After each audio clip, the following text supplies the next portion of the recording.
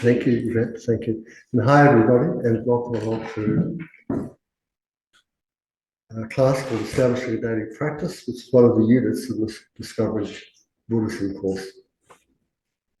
So, as you know, the structure is that we do a brief meditation at the beginning, we say some prayers, we take refuge, then the class will begin, and during the class there are periods for questioning and also for meditation. Let's begin. This requires that you become comfortable in your seat. Ideally, you should have your feet either like flat on the floor or a cushion. You want to have your back straight, shoulders relaxed. You place your hands in a comfortable position. And here you can meditate with your eyes open, closed, or partially closed. And then when you are sitting comfortably in your seat, just let your body breathe itself.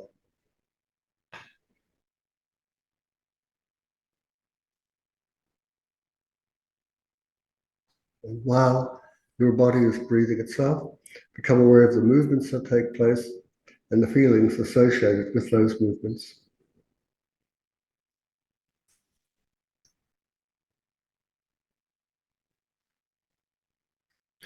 And while you're sitting comfortably in your seat, imagine that in the space in front of you appears Shakyamuni Buddha, and his body is made of golden light.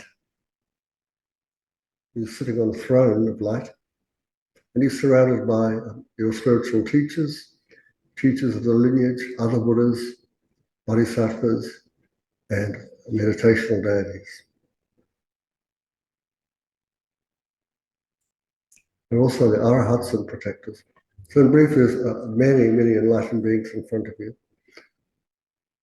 And imagine that surrounding you are all sentient beings, which include your parents, family members, people you feel close to, others you want to be distant from, and many others that you feel strange towards or indifference towards.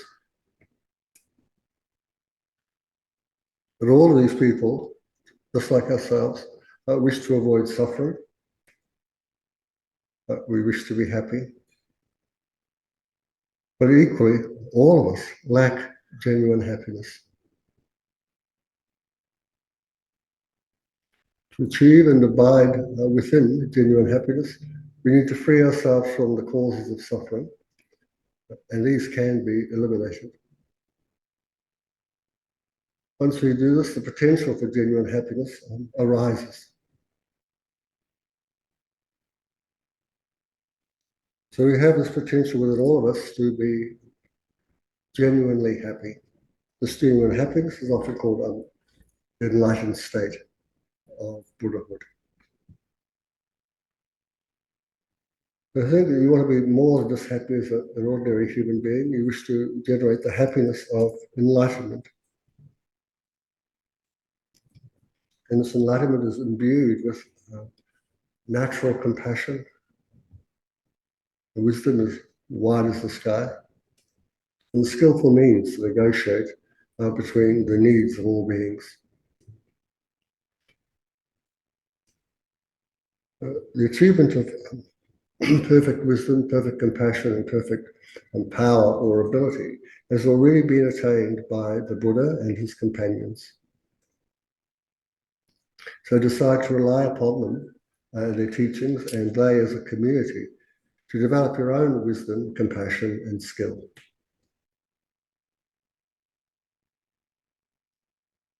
To affirm this, please join me in taking refuge in the three jewels and generating a mind of enlightenment.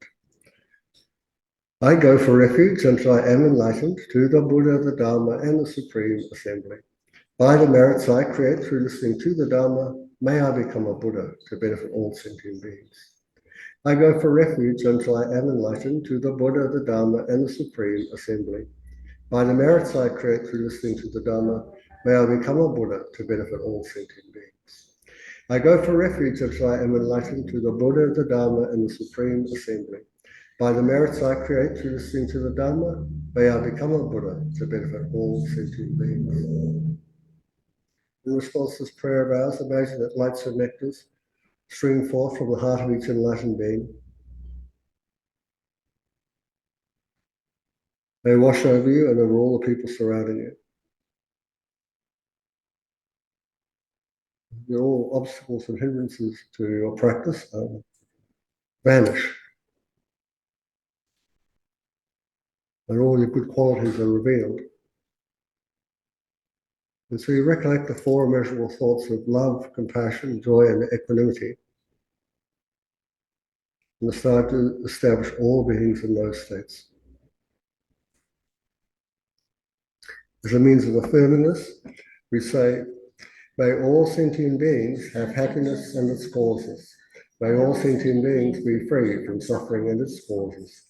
May all sentient beings never be separated from the happiness that is without suffering. May all sentient beings abide in equanimity, free from the bias of attachment for friends and hatred for enemies.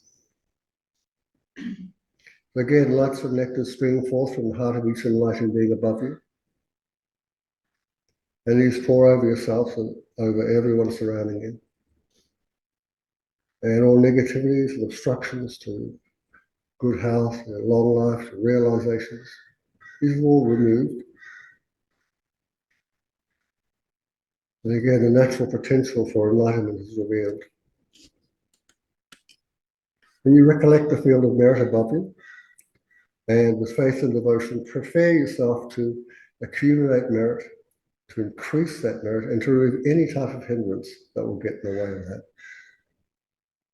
So the Buddha and his companions reappear as a field of merit, and before them, you say, reverently I prostrate with my body, speech, and mind. I present clouds of every type of offering, actual and imagined. I declare all my negative actions accumulated since beginning this time, and rejoice in the merit of all holy and ordinary beings. Please remain until the end of psychic existence and turn the wheel of Dharma for living beings. I dedicate my own and others' merits to the great enlightenment. Now, to prevent ourselves from clinging to the practice we've so far done, imagine that your body, speech, and mind, your enjoyments, every object of the senses are utterly transformed within the wisdom realizing emptiness and reappear as a pure land, which we're going to offer to the spiritual community. And we say, this ground, anointed with perfume, strewn with flowers, adorned with Mount Meru, full of continents, the sun and the moon. I imagine this as a Buddha field and offer it. May all living beings enjoy this pure land. Idam Guru Ratnamandalakam Narayatoyomi. So we've released this offering, and the Buddha accepts it, and he smiles at us with delight. And we look up into his eyes. We reaffirm our wish to become enlightened and feel accepted and at ease under the gaze of the Buddha. And then an emanation of the Buddha leaves his heart and moves through space and comes to abide above the crown of your head, facing in the same direction you are. Now the emanation begins to descend, going down to the level of your heart, whereby it expands, filling your body and mind with lights and nectars. And these now pour out through the pores of the skin and begin to fill the 10 directions of space.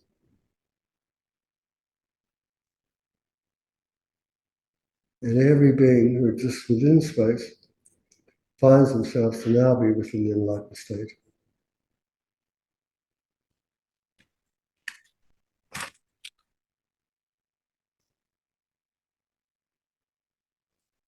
I think I've accomplished the two purposes. And within that realization, you can hear the mantra of Shakyamuni Buddha resounding throughout space. And you join in and you feel the resonance of it through your body and mind. Taya Tam Muni Mahamuni Soha. Taya Tam Muni Mahamuni Soha. Tayata Mahamunaya Soha. Just recite it a few times under the breath and feel its resonance.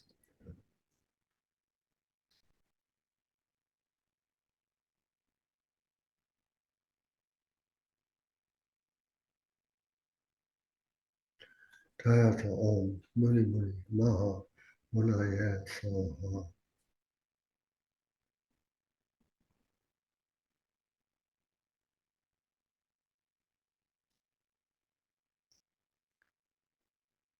Now I'd like to begin to recede from the 10 directions of space. They re-enter your heart. And now you feel yourself sitting on a seat. You feel yourself breathing. You can hear different sounds. You recognize that the meditation is one of imagination. But through this process, you've imprinted the mind with the conditions to bring about your enlightenment for the benefit of all beings. So rejoice in that. Decide to make this an actuality. And then breathing in through your nostrils, exhale through the mouth, and let your eyes start open when you're ready. And move your body in whichever way you'd like to, so you feel not comfortable but present.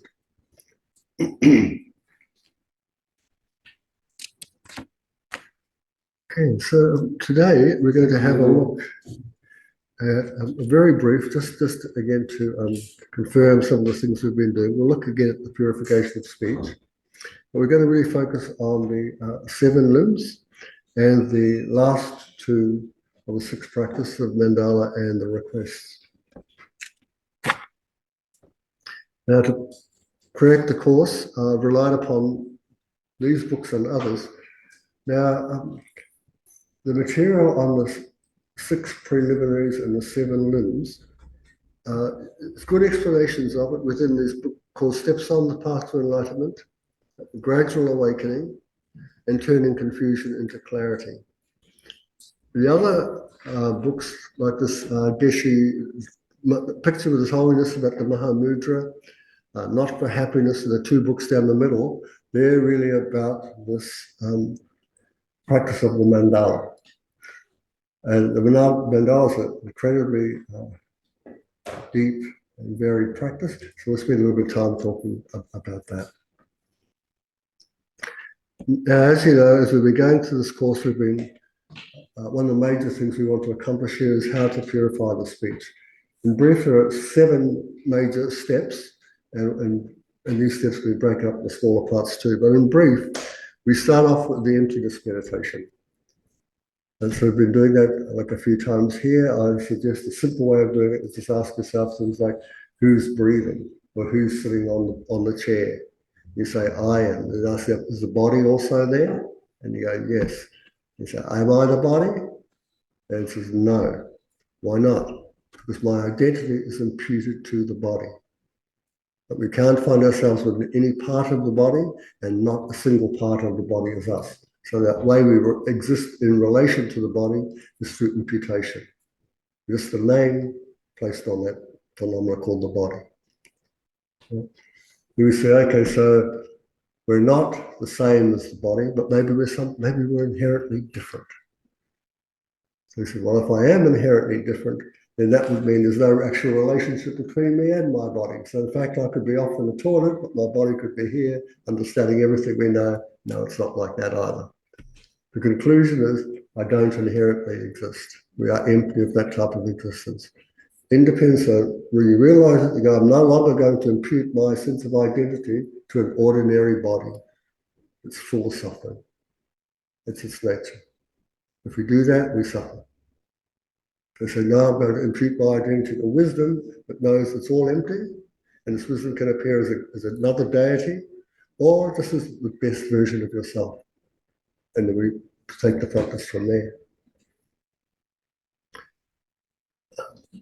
It arises a deity or the body of light. And then on the tongue of ours, of course, is this syllable ah. turns into a white moon, just representing the mind of enlightenment, or bodhicitta. Then Ana is the arm, which represents form, body. So you see there's a relationship between mind and body. And also now comes the speech. White Sanskrit vowels, the red Sanskrit consonants, and the blue heart mantra of dependent origination. Light beams go out, they draw back all the power and blessings of the Buddhas and the enlightened beings. We recite the mantras 3 times each and carry out the visualization. Mantras all reabsorb, and so forth. So we finish up with the blessing verse and we dedicate what we've done. When we actually do this, it doesn't take very long. You could probably easily do it within 6 minutes, easy. Once you just get the steps, you memorize the steps, you don't need the text, you can do it anyway. And like I said, it doesn't take very long. Never timed it. I'll time it now. Yeah, okay, yeah, you'll see it. I think you do it in less than 6 minutes. Yeah. And of course, the most important one is the emptiness part. Then we dedicate what we've done. Apparently, there is a class of me doing Dharma in pajamas, leading the speech blessing. That's on YouTube. Okay, that's YouTube. Yeah. Dharma in pajamas. Okay. Yes. That's a good. That's right. Okay. And that's also found on our website as in the resources section. In the resources section. Okay, so and today, what do? We're going to look at this. We're going to carry on about looking at these 7 limbs, and the part sections we're going to focus on is the accumulation of merit, the purification, and the increase of merit. This is mainly what you're doing within this practice. These are the 3 things you're basically doing. Now, we covered 3 of them last week, didn't we? We started with prostration, then we looked at offerings, and then we looked at confession. So we'll take a look at the other 4 limbs today. Now here with this table, the first 3, like I said, they're all in blue. It means we did that last week. So the new ones, we're going to do other ones in color here. So as you can see, there's rejoicing, requesting teachings, requesting a teacher to remain, and then the dedication of practice. So briefly, briefly, you can see what each one is, what the function of each one is doing, and what it's an antidote to. So our first one, which we'll spend a bit of time on, is this rejoicing. So as you can see, its function is to feel happiness for the good deeds of all. And through doing this, we achieve the Sambhogakaya. It's called the body of bliss. Yeah. So when we look at what Buddhahood is, we say, okay, we're trying to achieve Buddhahood. Well, there are a number of different ways of looking at this Buddhahood. In the Mahayana tradition, it's the 2 bodies, or sometimes described as the 3 bodies, and sometimes it's described as the 4 bodies. It is not that we are going to become the historical personage of the Buddha who existed 2,500 years ago. So here, the way that Buddhahood is described is possessing a number of different bodies. And the first way is they just call it the 2 bodies, Dharmakaya and Rupakaya. So the Dharmakaya is referring to the mind of a Buddha. We need to have an enlightened mind, right? What we do with emptiness, that correlates to that. All the other practices correlate to the Rupakaya, the body of form. That's all the method side. Dharmakaya is wisdom, Rupakaya is method. Now, at present, we're not quite a Buddha, but we've got everything there, haven't we? Because we've got a body and a mind. So we have bodies and mind, Buddha has body and mind.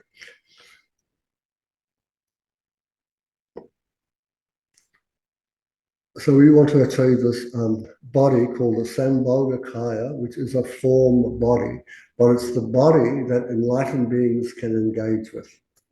So once we become enlightened, we have an enlightened body and an enlightened mind, and at the level of this enlightenment, we can converse with one another and understand each other. Ordinary people like ourselves, though, can't see these bodies. They need to develop themselves until they actually can. So we can't naturally see them, but they know about us. So they can appear when all the conditions arise. And when they do, sometimes they often appear as what your Quran is, beautiful, enlightened bodies with all the ornaments and this sort of thing. Other practices, of course, they look very wrathful. But all you need to remember is that it's just the form of the body appearing. You know, like in our ordinary world, sometimes you can meet people that look really scary. But then when you get to know them, you realize they're really kind, nice people. This is the same idea of having the wrathful aspects of the Jainis. They look terrifying, but you have to remember there's no harm there. The harm that is against the afflictions, not me and not ordinary people. So you never use these types of practices to hurt others. It's always to go against the afflictions. Then we have nirmanakaya as another way, and then they're the bodies that can relate with us. So we have this holiness as a nirmanakaya of compassion. So the rejoicing here is one of the causes for this enlightened body that deals with the sort of higher levels of the bodhisattvas and so forth. So I said the function is to feel happiness for the good deeds of all, and its target is jealousy or envy.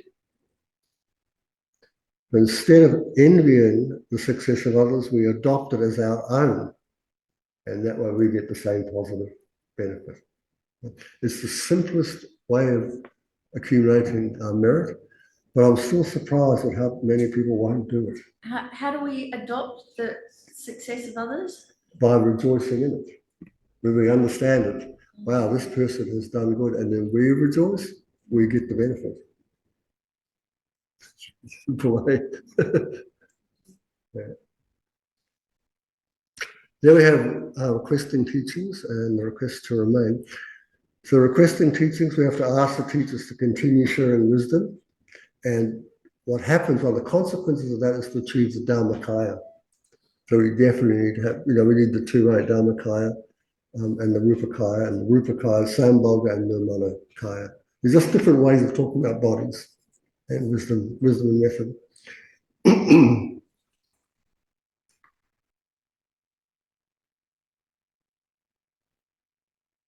And its targeted obstacle here is ignorance. So it creates the karma cause to always have access to education and guidance.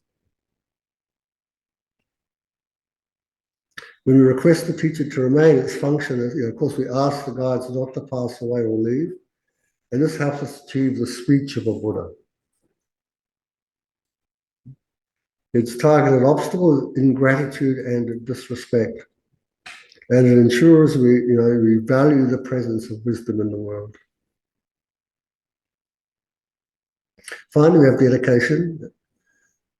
As you can see, its function is to direct the positive energy created during the sessions towards a specific goal. And in the Mahayana, the specific goal is the awakening of all beings. So whatever we're doing, we want to accomplish that. It targets wrong views and regretting positive things. It really seals the practice so the energy cannot be destroyed by a moment of anger later on in the day. So that's it in brief. So now we'll have a little look at each one in detail. So we begin with rejoicing again. So just again, sum it up. The purpose of rejoicing is to weaken and purify our own jealousy, competitiveness, and envy. And this will happen as soon as we rejoice in any deed, any good deed, either enlightened beings or ordinary beings. And again, we reap the virtuous rewards of others' virtue. It's tremendous.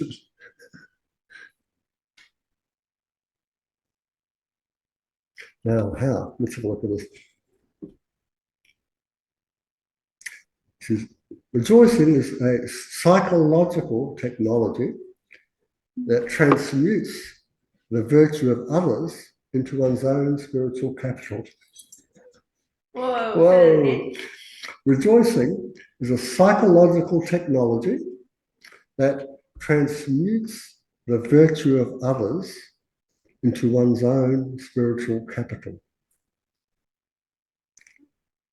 By generating sincere delight in the good deeds of others, the practitioner bypasses the heavy lifting of any physical action while still reaping the karmic rewards. The practice directly severs the root of jealousy, which is a state of mental poverty, and replaces it with a state of abundance. It is the most efficient way to accumulate merit for those with little time or energy. So then it's asked this question, so how does this work? I haven't actually done anything myself other than just feel happy. Well, the Lam Rim explains that karma or action is primarily mental intention. When you rejoice, your mind completely aligns with the virtuous motivations of the person performing the good deed. Because your mind approves and takes delight in that virtue, you collect a share of the result. So if the person you rejoice in has a lower level of realization than you, you gain more merit than they do. Isn't that great? So there's got to be a lot of people like that. They're just ordinary people doing good, and we can rejoice in it. So, in fact, we gain more than they actually are doing it themselves. If they are equal to us, we gain equal merit. But if they are a Buddha or a high-level being, meaning a bodhisattva or an arahant, we gain a portion of their vast merit.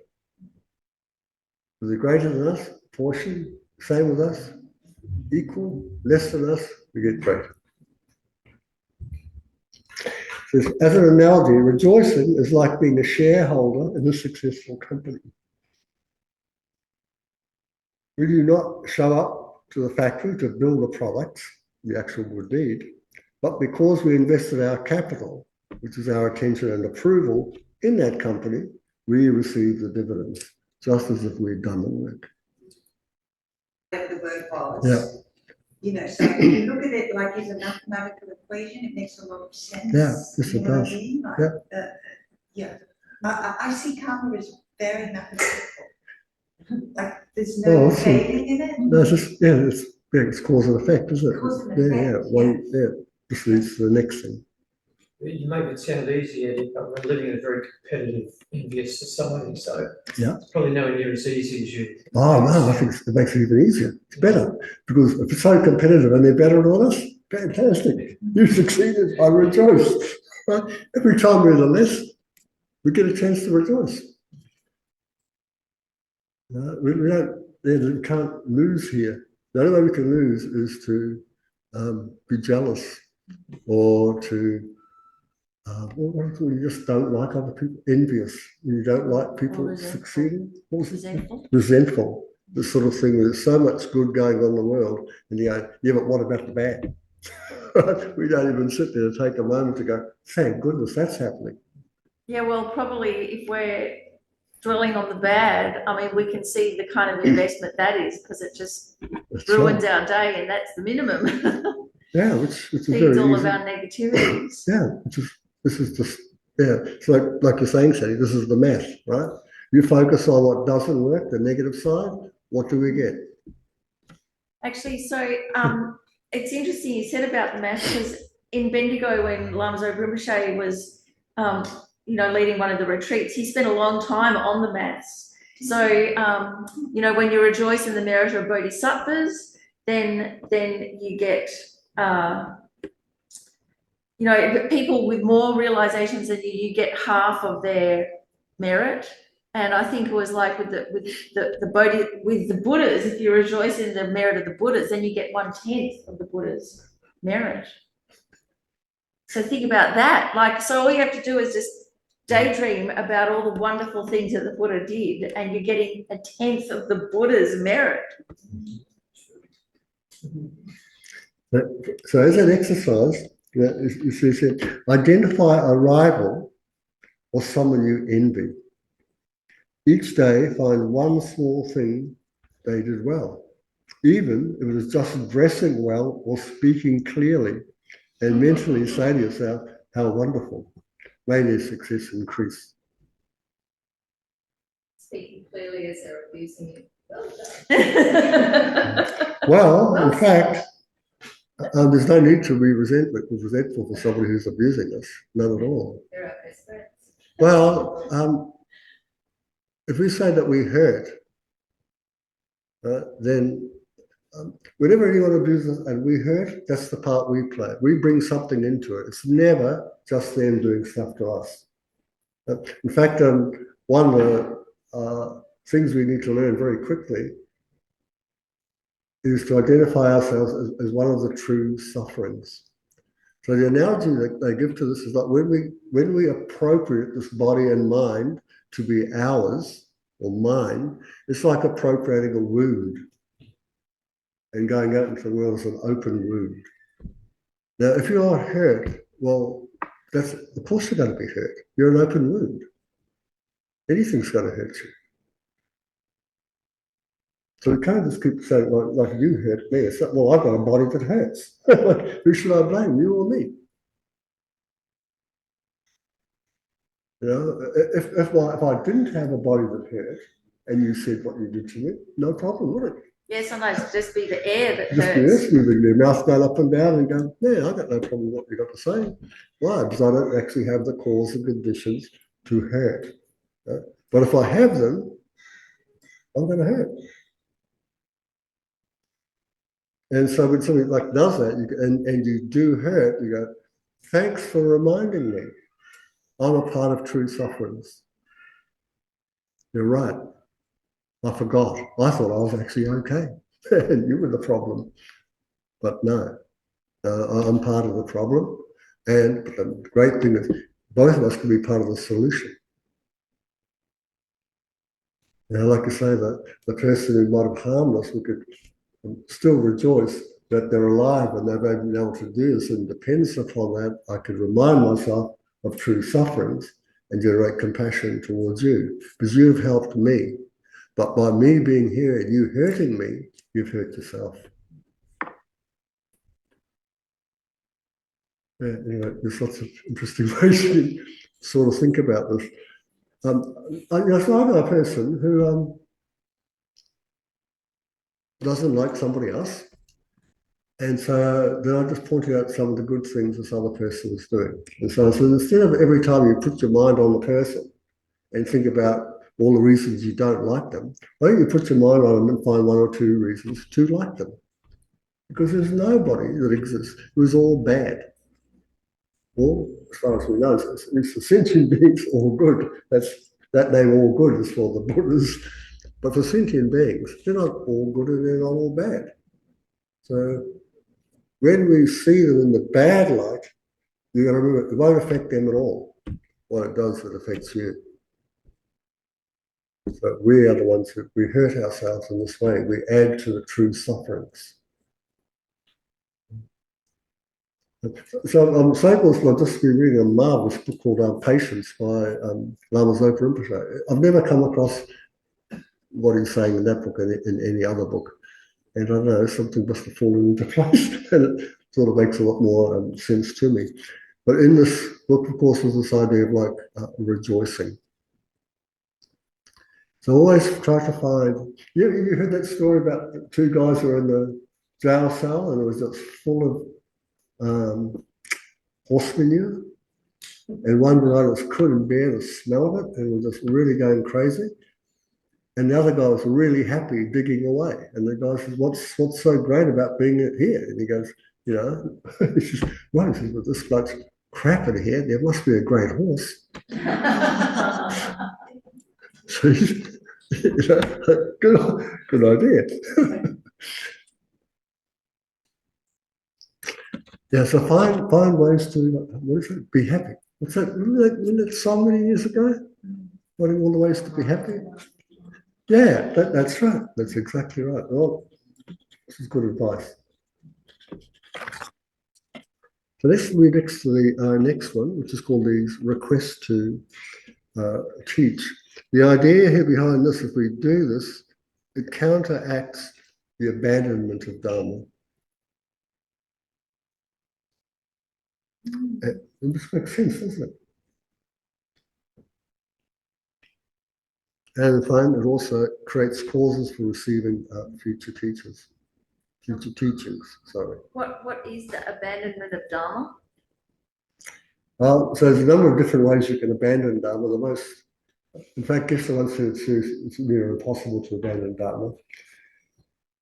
So again, Dharma has many different meanings. So one of the ways you can abandon Dharma is just don't believe in internal cause and effect. Then, yeah, Dharma is just basically cause and effect. This is the teaching of the Buddha. The Buddha says, if you want to take refuge in me, adopt the teachings of cause and effect. Because this is how it all works. If you don't do that, well, you're not going to get out. You're stuck. Again, another way of like the Dharma, what was it? They said it's that really simple one. Do no harm, do good, examine the mind. So if you think, okay, I'm not going to examine my mind. I'm not going to do good. I'm going to do whatever I want to.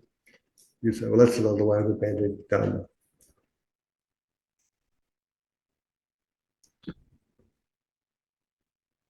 Yes, when I got this, when I was reading this material and started thinking about it, one of the, in terms of the Four Noble Truths, there's a section called True Sufferings. And this is going to have the analogy of like looking at yourself as being like an open wound. So the first, so that if you take that idea, what's the first thing to do with that knowledge? And the answer is, don't hurt yourself anymore. Like you're already, like it's sore enough, right? It's bad enough. So the way you hurt yourself is through your thinking, your speaking, and your behavior. And that's why it just starts with the idea of just restraining yourself from adding more suffering to what you're already going through. Let's just start there. Right? And when you get, when that's sort of settled down, and you can say, okay, now what else can I do? Well, now start doing the opposites of those things that you did to cause yourself more harm.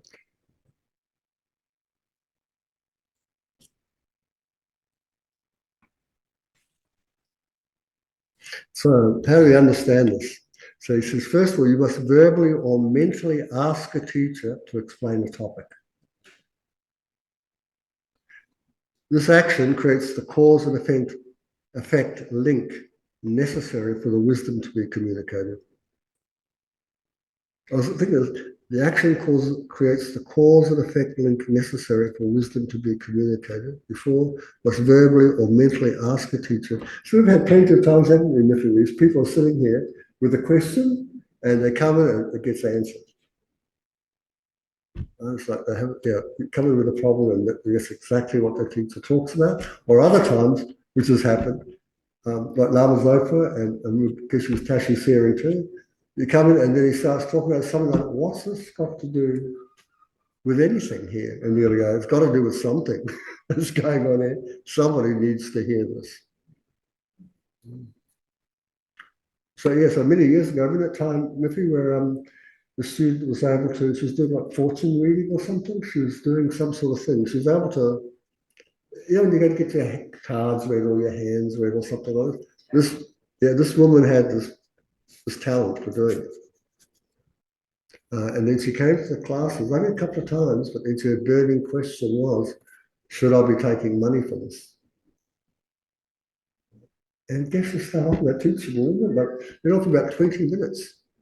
We're looking over, like, what's this got to do with us? So that one woman sitting there, this is all for her. Yeah, so this is a good thing, like you come in, if you have a burning issue, like either raise your hand or try to communicate it some way. So I think when we're in teachings, if we just manage to formulate a question, then it kind of gets communicated telepathically. But also with requests, if we're there to receive vows, like refuge vows or bodhisattva vows, that's like something where we actually have to verbalize it. So we have to actually verbalize the request as well. And again, I remember one time in Bendigo where Rinpoche was going to give refuge and the lay vows, and he asked everybody, "Oh, you know, we're kind of running out of time. Do you want to do the vows now or after lunch?" And everyone went, "Oh, after lunch," except for a few people that said, "Oh, no, we really want them now because, you know, a couple had to leave or whatever." So actually, just like on that picture there were 5 people that stayed and missed their lunch and took the refuge vows, and they came right up to around Rinpoche, huddled around him like the first 5 disciples. And then, of course, after lunch, Rinpoche's like, "No, we're not doing refuge anymore." And that was it. Everybody else made their choice. What do you want, refuge or lunch? And just under 200 people said lunch. Yeah, these are Buddhists. There's funny things like that happen, and a little bit. And it was really to do with like body and speech. You had to demonstrate the request. You couldn't just have it as a nice idea. Well, just like turn up. No time like the present. Yeah. Because there's Oh, another yeah. present. You never know. You never know. So applying this sort of works against the arrogance of thinking we already know enough, and it cultivates a mind that values instruction when we make this type of request. And it realizes, this is another thing, you have to realize that the teacher and student are interdependent. One cannot exist without the other. So we don't make the request to a teacher, we won't actually have a teacher to teach. So they need us, we need them. And this, the way of having the relationship is through the request. You look at the beseeching prayers. So the idea here is to purify any types of harm or disrespect that we have towards the teacher, either in this life or in past lives. And of course, the great benefit of it is that you actually do find you're guided by them. So what are we beseeching? And this is the practice of requesting the Buddhas and teachers not to pass away into the state of peace. So this is a direct antidote to wrong views regarding the nature of the teacher in particular. By formally requesting it to stay, the practitioner acknowledges that the teacher's physical form is impermanent and subject to the laws of cause and effect. It establishes the student's role as the active sustainer of the spiritual relationship.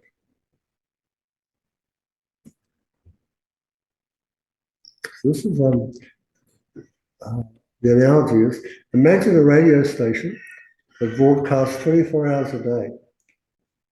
But if your radio's turned off or it's broken, well, then you're not going to hear the music. The broadcaster cannot force the music into your room or into your car. Yeah? Requesting the teacher to remain is the act of sort of repairing the radio and turning the volume up. So when I read this, I thought, wow, this is like hopping a rig in a car, and we know, you just got to turn the radio on, and there's all sorts of things you can hear on the radio, isn't there? But if you don't turn it on, you're not going to get any of it. So this is the idea of like this beseeching prayer. Asking the teacher to live a long life, it creates the karmic causes to avoid being born in a time or a place where there are no teachings. It creates a sense of urgency and appreciation for the resources we have right now. But ultimately, we have to realize that teacher is the wisdom of your own mind. So sustaining an actual, living being as a teacher sustains your own awareness.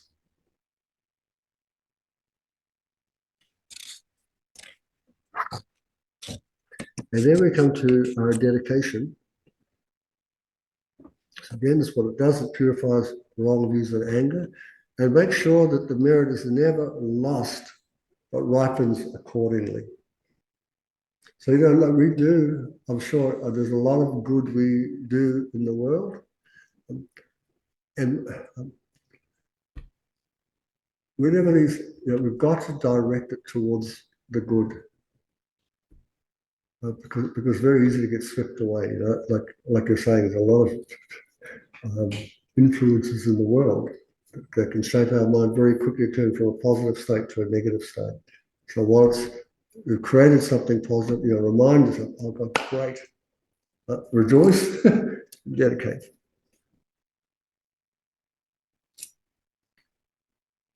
So the scale of a result is determined not by the physical size of the action, but by the vastness of the intention. A small act of kindness, if not dedicated, yields a limited result that ends once enjoyed. However, that same small act, when dedicated to the welfare of all beings, connects with an infinite object, all living beings, thereby making the result infinite and inexhaustible. By analogy, consider a single drop of water. If you place it on a rock under the hot sun, it will evaporate and disappear within minutes. However, if you take that same drop and pour it into the ocean, it becomes indistinguishable from the ocean itself. It doesn't dry up until the ocean dries up. So here we go. I'm going to stick this with the wisdom with all the enlightened beings. That's I'm going to go with that status. So we now come to our, anything here you guys would like to ask and find interesting. Notice this is I'm going through it quite quickly, and you know there's all these lists in there and so forth. So what was what we've gone through four things here, isn't it? What was the first one? Rejoicing, right? That's it. Yeah, that's it. The easiest one of all. This is what we can do all the time. Oh, Angela has a question here. When someone expresses jealousy, when you're fully expecting them to rejoice at something that's happened to you, how best to respond? So it's like the envy of somebody else. Well, the first thing you can go, I'm so glad you're still alive. I can rejoice on that. No, when you expect someone to rejoice something that's great that's happened to you. And they don't. Yeah. And they're envious of you. Okay, so the other person's envious of you. Yeah. So I'm not quite sure I understand today. So what I'm hearing you say is, what do I do with my own mind when the other person responds in this way? But is that what you're asking? Yeah. Or you're asking me? Yeah. Well, so I'm so grateful that you're still alive and you can express an opinion at all. Yeah. Yeah. So no, for me, when I wake up in the morning, the first thing I'm grateful for is to be alive. It's as simple as that. I'm so glad to be alive. So you could rejoice right there, right? That this person that you have this expectation to wasn't met. You go, thank goodness you showed me that. These expectations I have are just that. They're not the reality. Right? I've made a mistake. You pointed it out. Thank you. No, I don't think you need to. You don't need to fake it to make it. No, because the person is not, the antagonist, the way they behave is just the behavior. The person is fine. The person has Buddha nature. This is wonderful to rejoice in. The behavior is the flaw, yes. They should be, like if, we could look at them and go, well, that's the behavior I don't need to engage in. Thank you for pointing that out to me. And then if you had that, and then you could go from empathy to compassion to joy, because suffering doesn't truly exist. It can all be overcome. Also, people are often envious because someone else's virtue feels like having your own nose rubbed in it. Yeah. And so they're disassociated from their own virtues. So if you can point out their good qualities that they can't even see, because Yeah, because it's that work saying. I think you're right, though. It's your problem, it's your expectation. You've got this And the other one. expectation, and there's the reality over there. And the gap, that's on you. That's right. The pain and feeling there. Yeah, so a person here answer could show us that, what is this saying? The root of all problems is assumption, making this assumption that it's going to be like this. It's also pride as well. Like I've done something really good, and I'm expecting to get a pattern back for that. Yeah. Yes, others, like one of the things that others' bad behaviors show us what not to do. Which, that's a great thing to know, is that we don't have to go through it ourselves, do we? We don't need to. And there's this sort of thing at the same time, it's like, oh, great, that's what I don't need to do. And then comes the compassion. But through your showing me, you suffer. You're creating this suffering. So this is where the compassion would come in. But what you've actually done for me is great. Thank you very much. What you've done to yourself is terrible. I also remember Lam Rinpoche saying about keeping your own spiritual practices and realizations and successes really private, because that there's nothing like spiritual success to engender envy. And so to save others from themselves, you keep it all under your hat. That's good advice. Okay, let's do our first meditation, folks. So, adjust your posture if you're quite comfortable getting in your seat. Just relax your shoulders. The body just sort of drop down onto the seat and let the body breathe itself.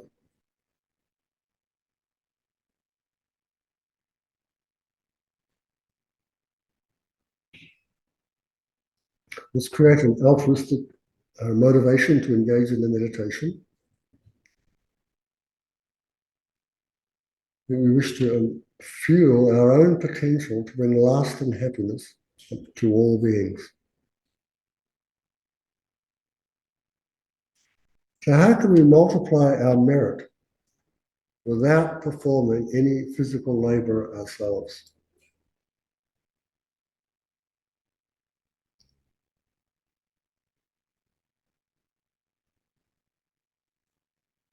So rejoicing in others' goodness grants us their potential by simply appreciating their virtuous deeds. This is like a merchant's assistant who gains profit just by being present.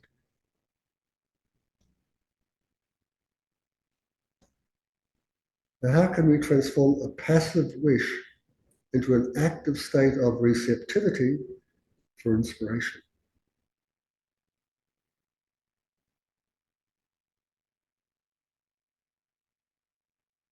How can we transform a passive wish into an active state of receptivity for inspiration? By requesting teachings, it warms up the mind. It opens us to receive the powerful broadcast signal of the lineage. Because at present, our mind is like a frozen radio that has to be warmed up to receive the music or the good news.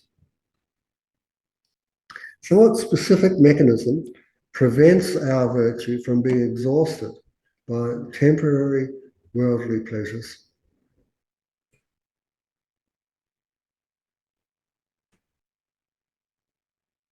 So what specific mechanism prevents our virtue from being exhausted by the 8 worldly concerns?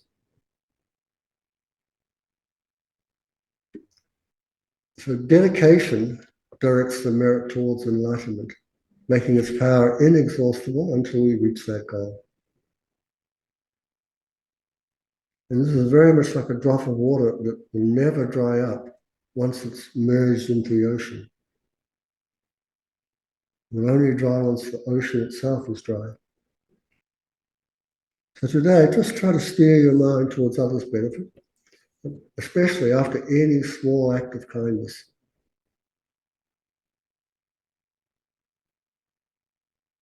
And then rest in the confidence that your efforts are sealed and protected to bring about the welfare of yourself and all beings. And then breathing in through your nostrils, exhale through the mouth.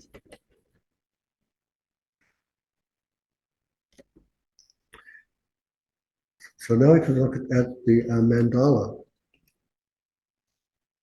So what is it? What is the mandala?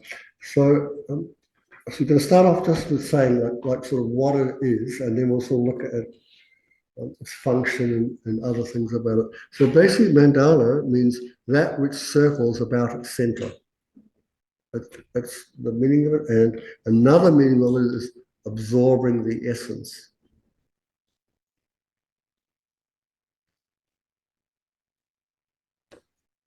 So a mandala offering is a sophisticated visualization method used to accumulate the vast and positive potential.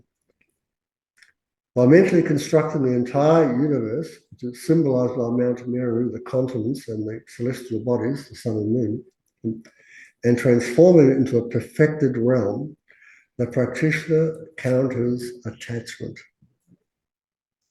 So we have, like you said, when you think about this, we have these eyes, ears, nose, tongue, body, mind, 6 senses. They engage with the phenomena we call the world. And when these senses come into objects they like, this liking is mixed up with attachment, because all the objects have an existence, or appear to have an existence they don't have. But so the senses go like that, lamb on it, and the mind of ignorance grasps at it and holds on to it. We don't want to let it go. Now, the greatest attachment we have is to this body. If you've ever sat with people who are dying and have attachment to the body, it's not a pleasant experience. It's a little frightening. Not so much for us if we have a background in Buddhism, but for the person dying and especially for their family. So this is the way like giving away the body before we die, so that when we do die, it doesn't go. We've had lots of practice of letting go. The value of the offering is not in the material object, but in the scope of the visualization. This is interesting. The mind cannot distinguish between a vividly imagined universe and a real one. So this thing in terms of the benefit that we can create for ourselves. Practicing the 7 limbs without the mandala offering is like preparing the field but never planting the seeds. Prostration and confession clear the rocks and the weeds, but the mandala offering plants the high yield seeds that will ripen into spiritual realization. Now, when Lama Tsongkhapa prepared himself to get the direct realization of emptiness, he did 3.5 million mandala offerings and rubbed all the skin off his here, because they didn't carry little things that we've got around, right? They just grab whatever's necessary. So you could pick up a rock and just go, this rock is the whole universe, symbolizes the universe.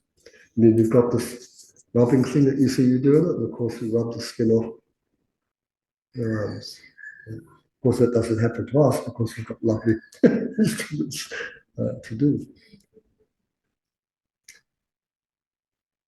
Yeah, he's during his retreat, he performed so many mandala offerings, the skin on his forearms was rubbed raw, and he had to use the back of his arm to continue. He did not stop until he had a direct vision of the masters of the lineage. And that's exactly what happened. They kept offering the universe to the deities, and then they appeared. So there's a really amazing story about this show.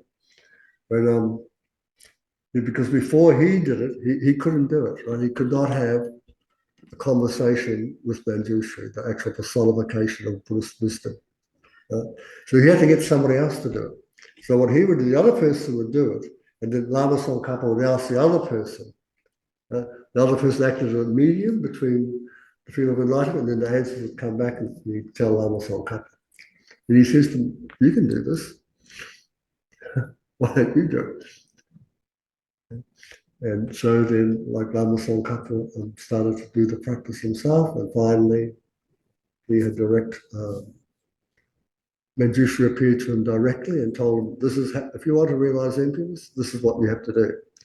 Because he had this idea of what emptiness was, and he needed to know, "Am I right?" And there was no one there at the time that he could check with. He was doing something a little different. And so he checked, and Manjushri said, "No, you haven't got it yet. You need to do this. You need to do these three things." Lama Tsongkhapa did that, and then finally, of course, he got the correct thing. But in the text was great because there's, he's got his text here in front of him, and he comes up with questions in it. And so the story went like he's like that, and then the shadow of Manjushri fell across the page. This guy, it gives me the goosebumps. I was like, okay. It's not like there's nothing there. So Elvis is in the building. Yeah, that's right. They just cast a shadow over the listeners, over the audience. Yeah, Elvis is in the building. Yeah, so it's a bit, I get the little goosebumps reading those sort of stories.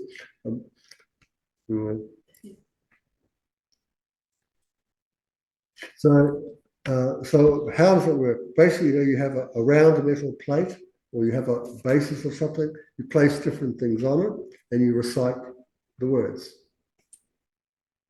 The items represent the total sensory experience of the universe.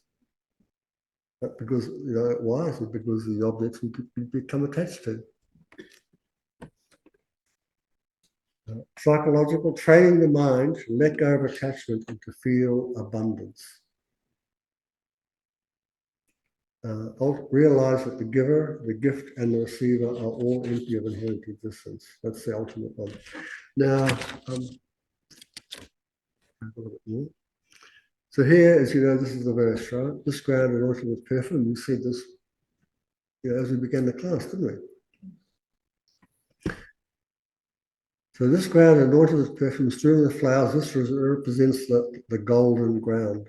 Mentally, you're cleaning the space of your mind. The perfume represents moral discipline, and the flowers represent the beauty of virtue. You're not offering a dirty or an ordinary world, but one you've actively purified. Adorned with Mount Mary, 4 constants, the sun and the moon. Mount Mary is the center of stability. The 4 continents represent all inhabited worlds. The sun and moon represent the illumination of wisdom and method. You are mentally claiming ownership of the entire cosmos to give it away.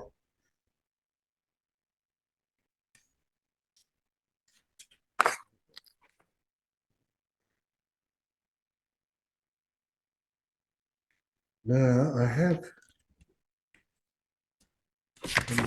here. Oh no, I sort of missed something here once through the meditation. Now these mandalas, there are a number of different types. Well, there's lots of ways you can do it, but the way I would say here, there are what they call the outer mandala.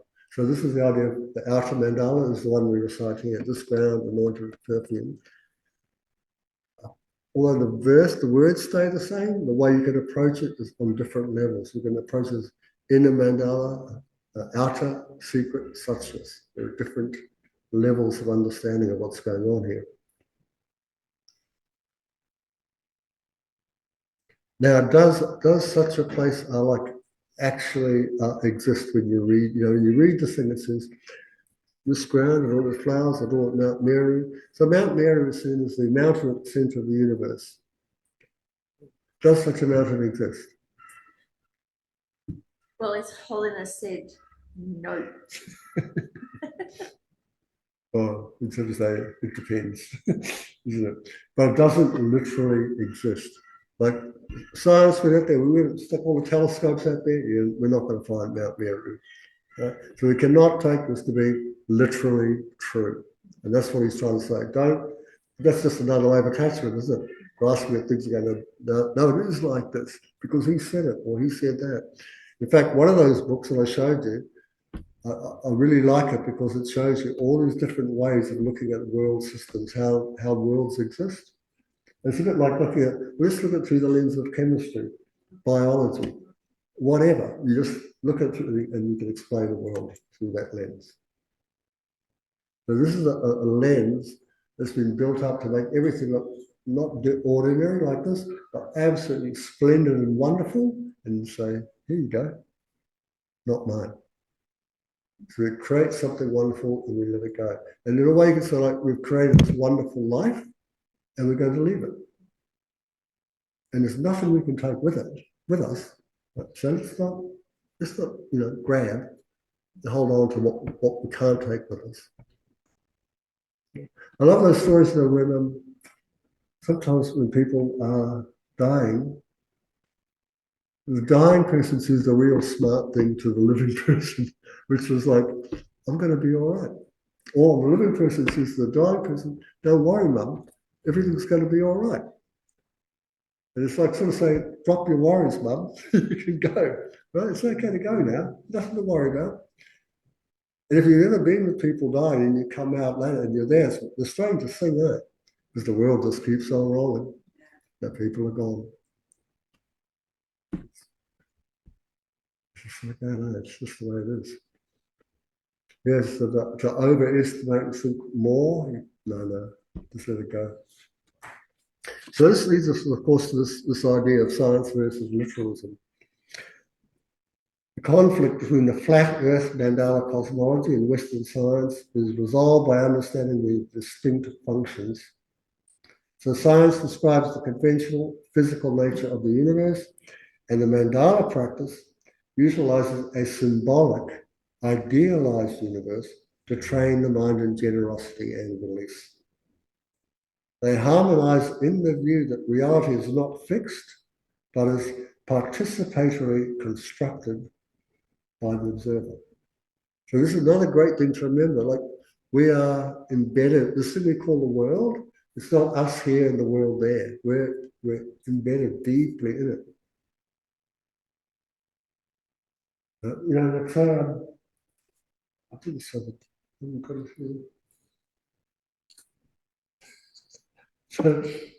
So imagine that this is like, this container is the world, right? So in here is a little bit of water. And it's as if like, instead of the water being in here, we're in here. We are in the world. Like the water is in the cup. Yeah? But in fact, this whole thing called the world, that's us. We're not separated from it.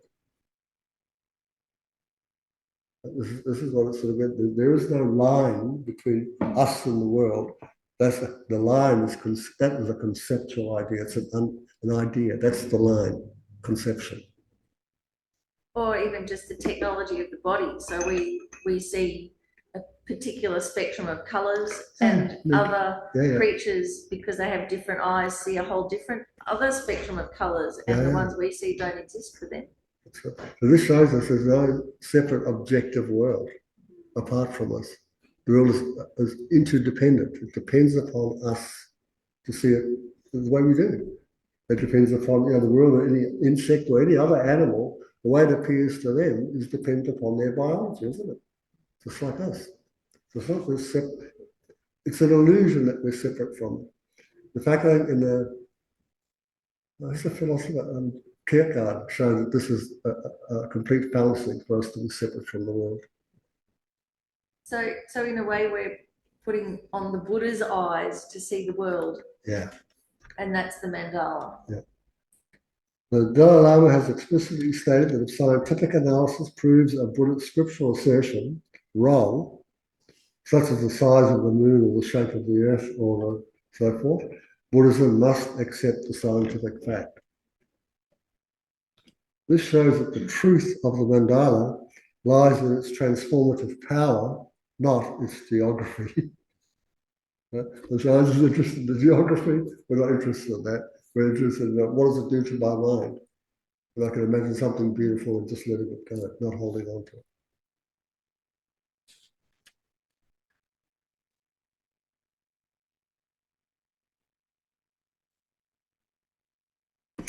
A student once asked a teacher, if the world is round, why do we offer a flat mandala?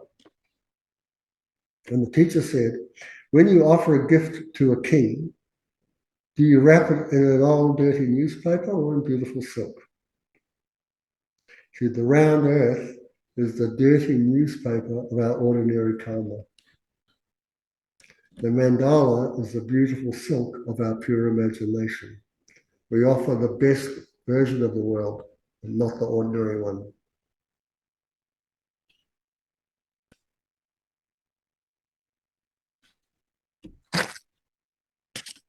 So this is our next meditation. So this one is a little different, but it's a way of looking. It's another again, the mandala. I'm sitting straight, your back is straight, your shoulders relaxed. Yourself breathe normally and naturally. I think that you're going to offer a mandala. So imagine that your very own skin becomes the surface of a golden ground. And your blood becomes an ocean of nectar. Your flesh becomes beautiful garlands of flowers that are floating on that ocean of nectar. Your stomach becomes Mount Meru. Your hands and feet become the four worlds.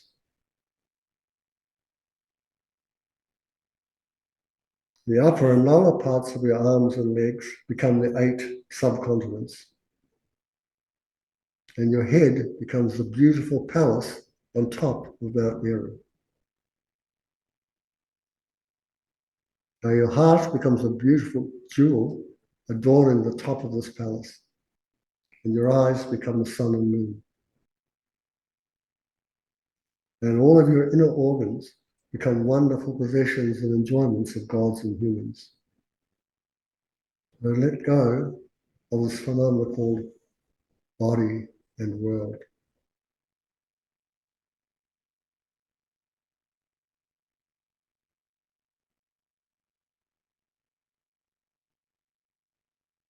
Give it away to all the Buddhas and the Bodhisattvas, all the enlightened beings.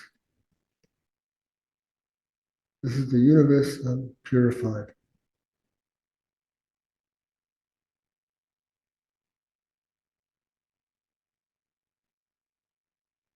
And now breathing in through your nostrils, exhale. I was wondering, do we have that golden prayer book with the inner mandala on it? That's a really, I really like this one here too. Let's find that inner mandala offering. If you listen.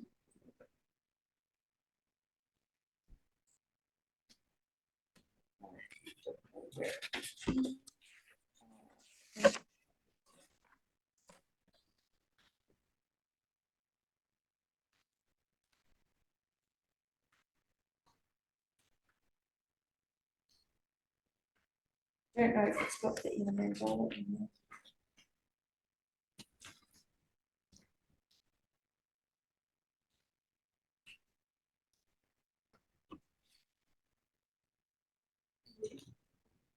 Yes. Is it just the Mahayana tradition that does the actual mandala offering in the balcony vaults? I don't know. I don't know.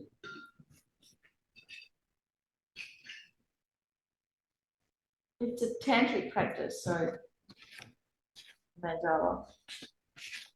Ah.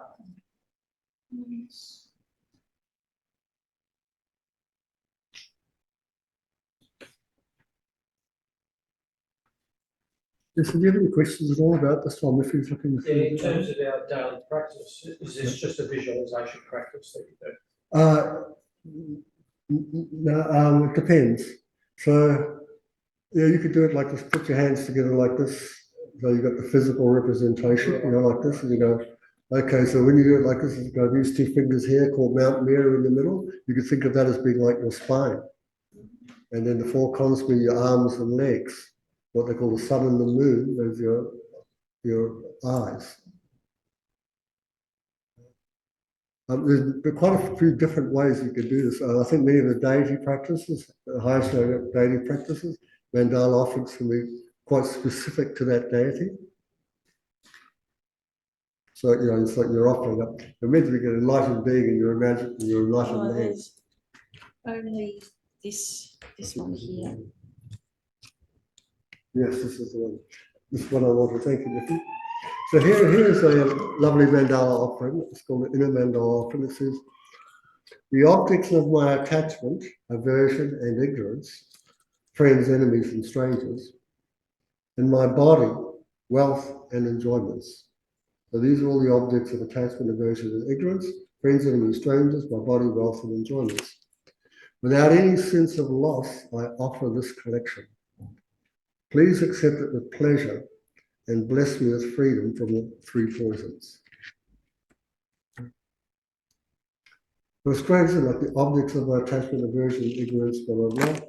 Like, you're saying, I'm not going to hold on to any of it. So you can release I didn't release your it. attachments, your resentments. Yeah, that's right. That's the part I really like. Disappointments. Eh? All this, I thought, wow, we've got all this stuff not really good for us. You know? Yeah, we just go, well, it all relates to my friends, strangers, or enemies, or my own body and things that I like. That's where it's all coming up, but I'm going to let it go now. Like I can offer it to you, but transformed. You know, you say all this. Yeah, the lovely thing about this and why it works is because things don't have any intrinsic nature, because they're all dependent arising, and especially dependent upon consciousness and language. So nothing truly exists. Therefore, we can do all this and it'll work. And also those things won't harm the Buddha. Nothing can harm the Buddha. Nothing can harm the enlightened mind, that's right. And in fact, what's really interesting too is if you really look for these things to truly exist, you won't find any of them. Right? So how do they exist? In mere name. So then why not imagine the very best things you can imagine and put, they exist in mere name, but they do exist.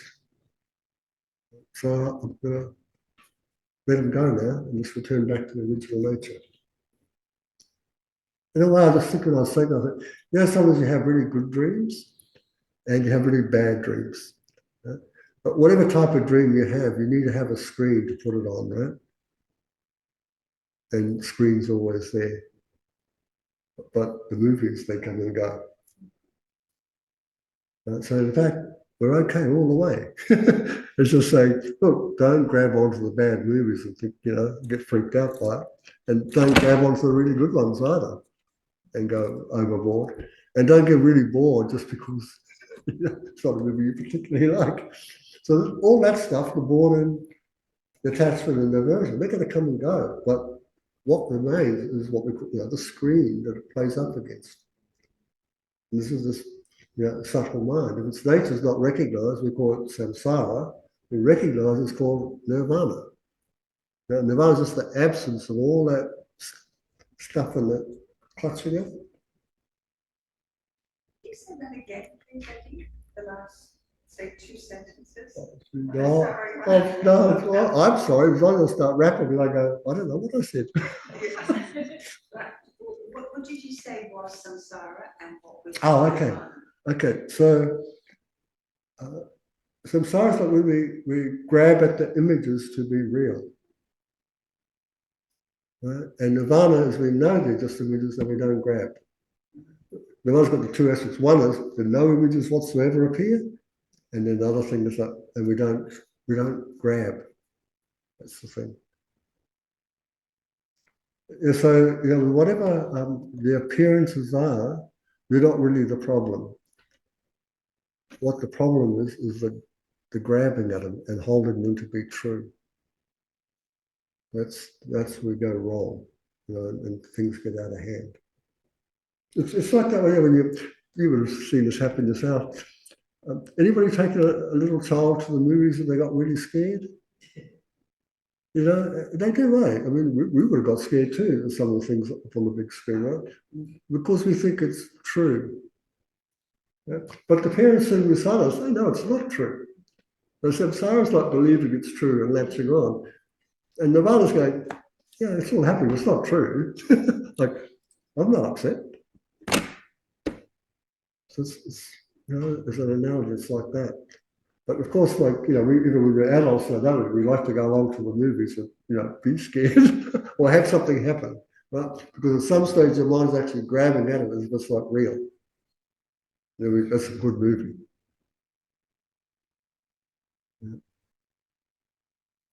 Anyway, let's move on. We've got the prayer of the three great purposes, and I think the question prayer to go. 7 minutes. Yep. Okay. Thank you, Biffy. So 3 great purposes, or 3 great purposes. So here are the 3 great purposes. Please help me stop wrong ideas. Help me actualize the right ideas. And look, help me get rid of all the obstacles that appear between these two, so they'll make it difficult for me. Yes, it's the wrong ideas that create the attachment, the aversion. Get like the right ideas. These phenomena don't truly exist. They're dependent upon their parts and labels. And meanwhile, we will meet up with obstacles to our practice. That is for sure. So we're going to have to do something about that, recognize them when they come up. Some of it's really dullness, some of it's just aversion. You just don't want to do this anymore. It does happen. So stuff will happen, and we're going to need to know what to do. So when these obstacles come up, the idea is to do purification practice.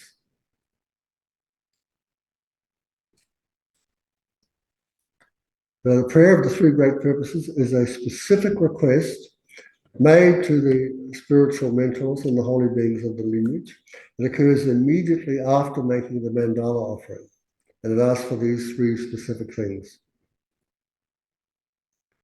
Now, so why do we do this? According to the Lama Tsongkhapa and the great treatise, accumulating positive energy or merit through offerings is not enough. We must direct that energy. So this prayer functions as a sort of dedication valve. It ensures the energy created by our practice does not go to waste or result in worldly wealth. Instead, it transforms the energy into progress. So literally, we're making a quest to stop bad thoughts, start good thoughts, and remove problems. It's simply said. I think one of the biggest obstacles is that grasping. Massive grasping and the clinging. Yeah, and it's a good idea to make that clear to yourself. It's like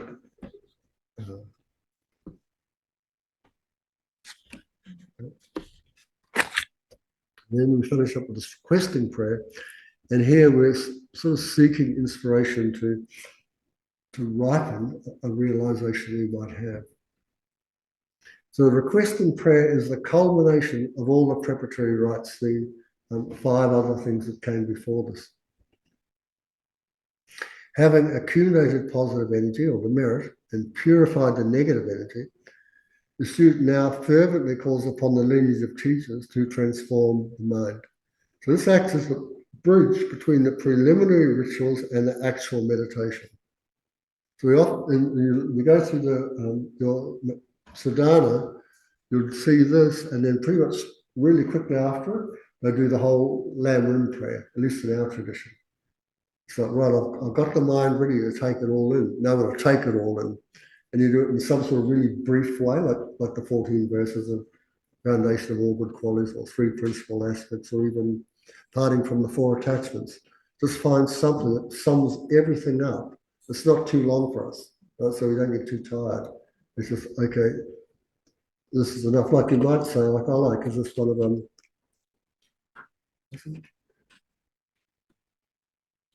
If I have attachment to the world, I'm not a spiritual person. Yeah, so there's 4 sort of things we go through. If I have attachment to this, I don't have renunciation. If I have attachment to this, I don't have bodhicitta. If I think like this, I don't have the right view.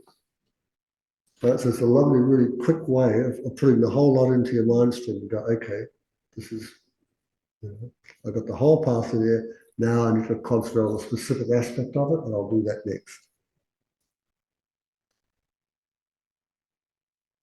The prayer operates on the principle of dependent arising. So realizations do not arise from nowhere.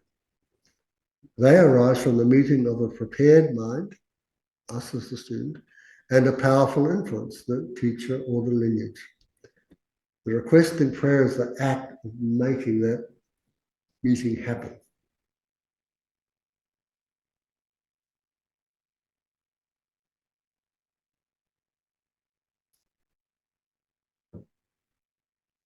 A student once asked the master, I study the text, but my mind does not change.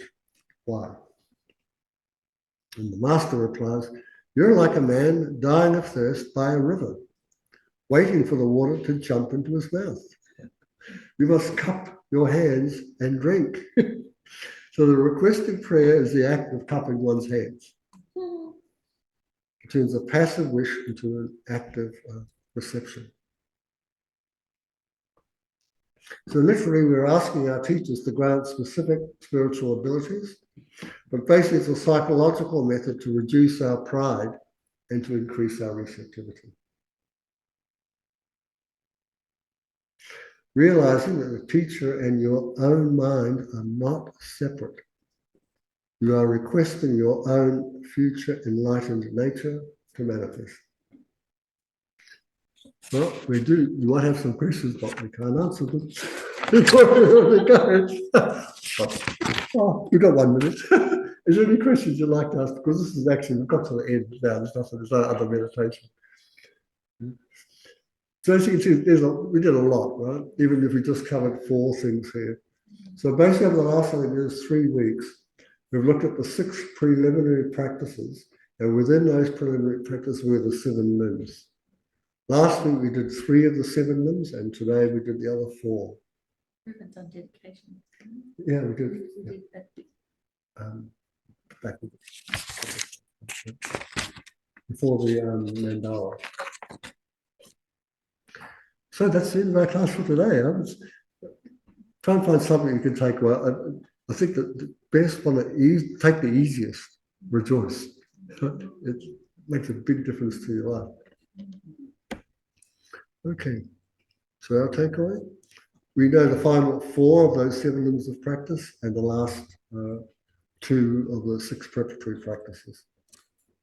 You see these again and again throughout the sadhanas and practice stuff. Sometimes they leave things out, they make it smaller. Other times they enlarge it and you get a whole lot of other stuff. You've got to find something that'll work for you. And I think Lam Rim Rinpoche put together a little practice manual on Shakyamuni Buddha and how to take an ordinary life of suffering and turn it into the ultimate happiness. These are just ways of trying to work with this material.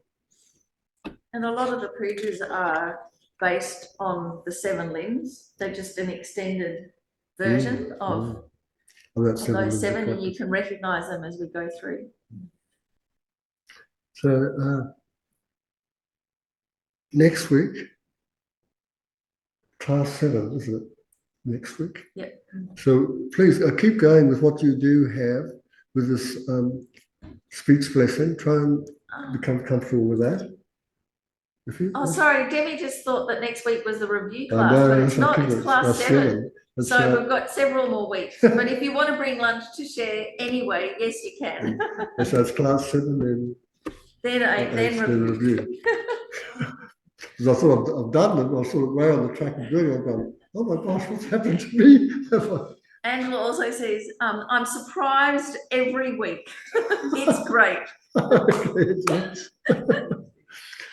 Yeah, so anyway, we've got a class ready for next week. We'll show how to apply both these methods within a single practice.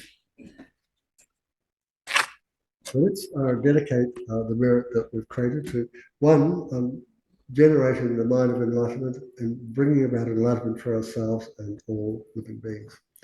So please join me in saying, due to the merits of these virtuous actions, may I quickly attain the state of a Guru Buddha and lead all living beings without exception into that enlightened state. Now, the way to bring this about, of course, is to create a mind of enlightenment, and that's what the next prayer is about. May the supreme jewel, bodhicitta, not yet born, arise and grow.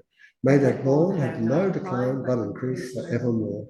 And as long as space remains, as long as sentient beings remain, May I too remain to dispel the sorrows of the world. For His Holiness's long life, the wish-granting, wish-fulfilling jewel, source of every single benefit and happiness in this world, to the incomparably kind Tenzin Gyatso, I beseech, may all your holy wishes be spontaneously fulfilled. And finally, the prayer for Rinpoche's swift return.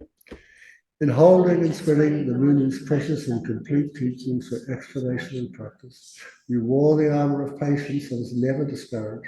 Incomparable Venerable Guru, to you and make this request. Thanks everybody. Thank you.